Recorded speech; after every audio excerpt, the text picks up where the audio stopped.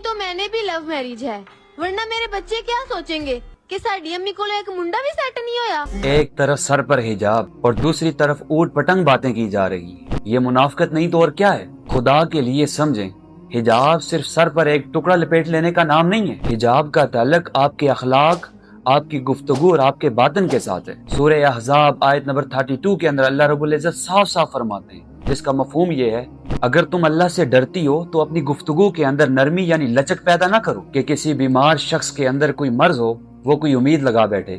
ہاں، صاف صاف اور سنجیدہ بات کرو۔ جب قرآن کہہ رہا ہے ایسی بات ہی نہ کرو جس سے کسی بیمار ذہن میں کوئی لالچ پیدا ہو جائے، پھر سوشل میڈیا پر بیٹھ کر یہ بےہودہ گفتگو کرنے کا کیا مقصد ہے؟ جب بندہ حیا سے عاری ہو جاتا ہے تو پھر وہ کسی بھی حد تک گر سکتا ہے۔ رسول اللہ صلی اللہ علیہ وسلم نے فرمایا، اذا لم تستحی فاصنع ما شئت، جب تمہارے اندر حیا ہی باقی نہ رہے، شرم ہی باقی نہ رہے، تو پھر جو دل آئے وہ کرو۔